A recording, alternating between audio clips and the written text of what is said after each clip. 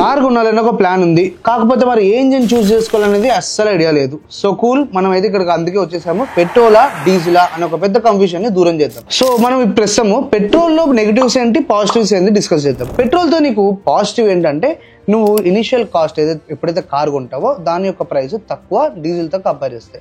పెట్రోల్లో నీకు పాజిటివ్ ఏంటి అంటే దీంట్లో యొక్క పవర్ అనేది ఎక్కువ. పెట్రోల్లో మళ్ళీ పాజిటివ్ ఏంటంటే దీని యొక్క మెయింటెనెన్స్ కూడా తక్కువే. అండ్ పెట్రోల్లో ఇంకో పాజిటివ్ ఏంటంటే దీన్ని పలానా రోజు తీయాలి, ఆ రోజు తీయాలి, ఈ రోజు తీయాలని లేకుండా ఎప్పుడో పడితే నువ్వు అప్పుడు ఈ కార్ని అనేది ఆన్ చేసుకోవచ్చు.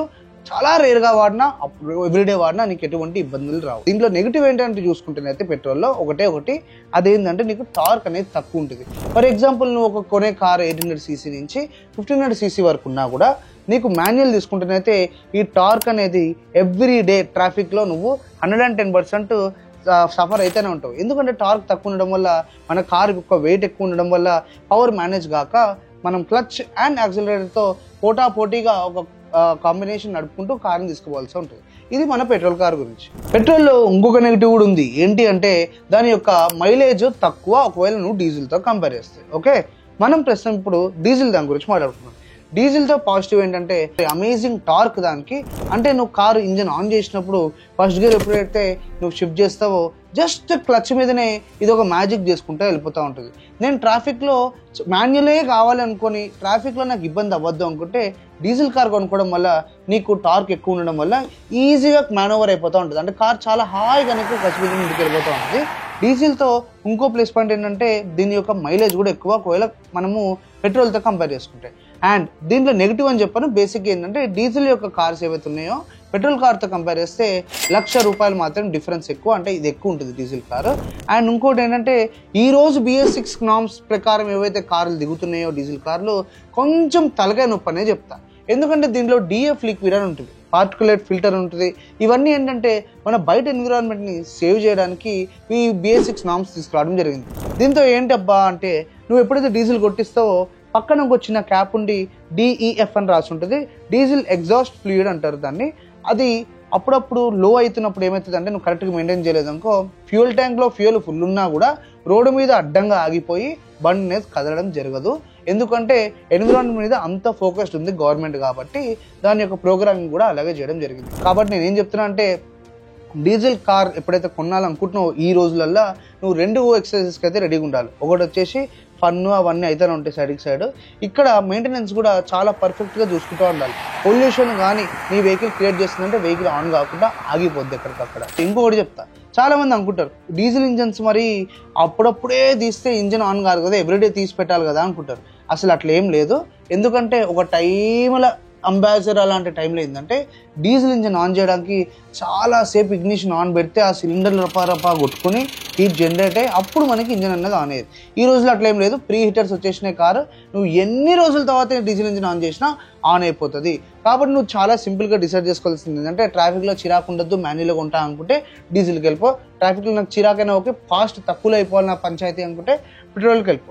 అదే ఒకవేళ పెట్రోల్లో నీకు ఆ చిరాకు కూడా వద్దు అనుకుంటే ఆబ్వియస్లీ బోల్డ్ అని ఆటోమేటిక్ ట్రాన్స్మిషన్స్ అయితే మన ఈరోజు ఆటోమొబైల్ ఇండస్ట్రీ మనకు ఆఫర్ చేస్తుంది. అండ్ సింపుల్ చెప్పాలంటే ఈరోజు అంత కన్ఫ్యూజన్ పడకుండా నువ్వు ఏ ఒక్క దానికి వెళ్ళిపోవచ్చు. జస్ట్ నీ పాకెట్లో ఎంత మనీ ఉంది అనేది మాత్రమే మ్యాటర్స్. మెయింటెనెన్స్ వైజ్ మాత్రం నువ్వు డీజిల్లో హై అండ్ ఫిక్స్ అయిపో ఫ్యూయల్ కొట్టించినప్పుడు అండ్ ఎవ్రీడే రన్నింగ్లో అప్పుడు. దీంతో ఆ తలకాయ నొప్పులు ఏం లేవు ఫ్యూయల్తో, ఇది మన పెట్రోల్ తోటి. మరి ఇంకా ఈ మధ్యలో బాగా న్యూస్లో వస్తున్నాయి కదా, నితిన్ గడ్కరీ గారు ఏమంటున్నారు, బ్యాన్ చేస్తా అంటున్నారు కదా. మరి అది నిజమా కాదా అనేది తెలియదు. అది మరి వీళ్ళు ఎలక్ట్రిక్ వెహికల్స్ని ముందుకు తీసుకురావడానికి అలాంటి మాటలు మాట్లాడుతున్నారా అనేది నా ఒక చిన్న డౌట్ అనుకుందాం. అండ్ ఇంకొకటి ఈ మధ్య చాలామంది CNG ఫిటెడ్ కార్స్ కూడా ఉంటున్నారు. మైలేజ్ ఎక్కువ ఇస్తుంది CNG, కాకపోతే నీకు డ్రైవింగ్ ప్లెజర్ అండ్ ఫన్ అస్సలు ఉండదు. అది ఎవరికి అంటే ఎకనామికల్ పర్పస్. అంటే నువ్వు ఒక ఇన్వెస్ట్మెంట్ కింద కానీ కార్ ఎక్కడైనా పెట్టి దాని నుంచి రిటర్న్స్ నువ్వు అనుకుంటున్నప్పుడు ఈ CNG యొక్క కార్స్ ఏవైతే ఫిట్టింగ్ ఉంటాయో ఆ కార్లు కొనుక్కోవడం బెటర్. నువ్వు పర్సనల్గా నీ యొక్క ఎంజాయ్మెంట్కి, నీ యొక్క ట్రావెల్కి, నీ ఫ్యామిలీకి, నీ మదర్కి ఫాదర్కి కొంటేనైతే కాంప్రమైజ్ కాకపోవడం మంచిది అంట. ఇప్పుడు నువ్వు ఫ్యామిలీకి కొంటున్నావు ఒక CNG కారు, నీకు ఈ యొక్క లగేజ్ అనే స్పేస్ అనేది ఉండదు. బేసిక్గా నేను ఏం చెప్తున్నా అంటే ఓపెన్గా నువ్వు క్యాబ్లలో పెట్టాలనుకుంటున్నా, రెంటల్స్లో పెట్టాలనుకుంటున్నా, అప్పుడు నువ్వు CNG ట్యాంక్ పెట్టుకొని కొనుక్కోవచ్చు, ప్రాబ్లం లేదు. ఎందుకంటే వెనక ప్లేస్ ఉన్నా లేకున్నా నీకేంది end of the day money పడతాయి కాబట్టి ఫ్యామిలీ కార్కి అయితే నేను 100% సిఎన్జీ అనేది బై మిస్టేక్ కూడా రికమెండ్ చేయను. ఇన్వెస్ట్మెంట్ వైజ్ మాత్రం సిఎన్జీ కార్స్ పర్ఫెక్ట్ అని చెప్తాను. కారు ఉంటున్నప్పుడు వాళ్ళు బాగా ఫోకస్ చేసి కొన్ని చెప్తా ఉంటారు. So it's 3 cylinder 1.2 cc engine అంటారు. మరి 3 సిలిండర్ కొన్నా 4 సిలిండర్ కొన్నా అని బేసిక్గా మనం చిన్నప్పటి నుంచి ఎన్నో నేర్చుకుని ఉంటాం. ఫర్ ఎగ్జాంపుల్ నువ్వు ఒక సీసా మీద కూర్చొని అటు ఇటు పర్ఫెక్ట్ వెయిట్ ఉన్న పర్సన్స్ని పెట్టామనుకో కరెక్ట్గా బ్యాలెన్స్ అవుతూ ఉంటుంది. ఇటువైపు బక్కోని అటువైపు లడ్డోని పెట్టినామనుకో డబేలని అటువైపు వెళ్తుంది సీసా. ఓకే, సో ఇక్కడ నేను చెప్పాలనుకుంటుంది ఏంటంటే చాలా ఇంజనీరింగ్ అమేజింగ్ మైండ్స్ పెట్టి వీళ్ళు 3 సిలిండర్స్ తీసుకొస్తున్నారు. కాకపోతే బేసిక్ థింగ్ ఏంటంటే obviously 4 cylinder is more balanced then 3 cylinder engine. మరి 3 సిలిండర్లు అసలు తీసుకోవట్లేదు, ఎప్పటి నుంచో వాడుతున్నా అంటే ఆబ్వియస్లీ బాగుంటాయి. కాకపోతే 100% ఇంకా డిఫరెన్స్ ఉంటుంది వైబ్రేషన్లో. అండ్ నీ మొత్తం బాడీ అంతా ఇలా ఊగిపోద్దా అంటే ఏం ఊగదు, చిన్న వైబ్రేషన్ ఏదో బోనెట్ లోపల అవుతూ ఉంటుంది. అది ఒక్కటి నీకు చెప్పాలనుకుంటున్నాను కాబట్టి చెప్పినాను. నేను ఎన్నోసార్లు నా వీడియోలో చెప్తుంటా కదా 1.2 TSA 1.2 TDI అండ్ నేను అప్పుడప్పుడు అంటూ ఉంటా 1.8 TSA అని. నేను కాదు, ఆటోమొబైల్ ఇండస్ట్రీ అంటుంది అట్లా. అసలు ఏంది 1.8లో 1.2లు 1లు 1.0లు అంటే సింపుల్గా అదొక సీసీ. 1.8 అంటే 1800 cc అని ఒక దాని అర్థం. దాని మీద మీరు మంచిగా ఎక్కువ కన్ఫ్యూజ్ అవ్వనవసరం లేదు. ఈ మధ్య కొన్ని కార్లలో నీకు normal engine and turbo engine అని చెప్తా ఉంటారు.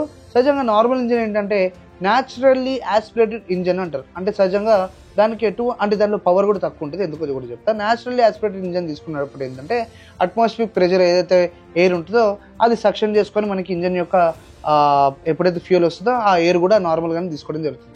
టర్బో చార్జ్లో ఏంటంటే నీకు సపరేట్గా ఒక టర్బో హౌస్ ఉండి, టర్బో చార్జర్ ఉండి, దానికి ఒక ఫ్యాన్ ఉండి, నీ ఎగ్జాస్ట్ ఫ్లూయిడ్ ఎగ్జాస్ట్ గ్యాస్ ఏదైతే వస్తుందో దాన్ని ఇది ఫ్రెష్ ఎయిర్ కింద కంప్రెస్ చేసి ఇంజన్లోకి ఇలా పుష్ చేస్తారు. The more air the more fuel. అంటే దాని అర్థం ఏంటంటే ఎప్పుడైనా నిప్పు పెట్టినప్పుడు గాలి గట్టిగా వస్తే ఆక్సిజన్ యాడ్ అవుతున్నట్టు ఫైర్ బాగా వస్తూ ఉంటుంది. గాలి లేదనుకో అక్కడ మనకు నిప్పు ఉండదు, బొగ్గు ఉండదు, ఏముండదు. సో సింపుల్గా చెప్పాల్సింది ఏంటంటే టర్బో చార్జర్స్ ఏవైతే టర్బో చార్జర్ కార్లు ఉంటాయో దాని యొక్క పవర్ అండ్ ఎఫిషియన్సీ చాలా ఎక్కువ ఉంటుంది. న్యాచురల్లీ యాస్పిరేటెడ్ ఇంజన్స్ కూడా బాగుంటాయి. కాకపోతే టర్బో చార్జ్తో కంపేర్ చేస్తే దీని యొక్క పవర్ ఇంకా టార్క్ తక్కువనే ఉంటుంది. కాబట్టి నేనైతే బేసిక్గా నువ్వు ఒకవేళ ఎక్స్పీరియన్స్ కావాలి, మంచి డ్రైవింగ్ ఎక్స్పీరియన్స్ అంటే ఆబ్వియస్లీ టర్బో చార్జర్స్కి వెళ్ళిపోవడం చాలా ఈజీ అండ్ గుడ్ అడిషన్ అయితే చెప్తాను. మరి end of the day conclusion ఏంటి అంటే నేను చెప్పేది ఇప్పుడు ఇది వీడియో అంతా చూసాక బేసిక్గా రెండు ఒకటే. మెయింటెనెన్స్ వైజ్ డీజిల్, మెయింటెనెన్స్ తక్కువ పెట్రోల్. అండ్ డైలీ కమ్యూట్కి ఏది వాడుకోవాలంటే రెండు వాడుకోవచ్చు. జస్ట్ పాకెట్లో పైసలు బట్టి డెసిషన్ తీసుకోవాలి.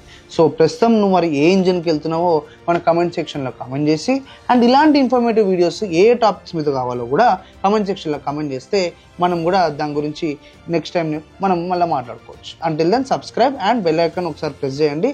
సో మా వీడియోస్ ఎప్పుడైతే వస్తాయో డైరెక్ట్గా నోటిఫికేషన్ వచ్చేస్తుంది.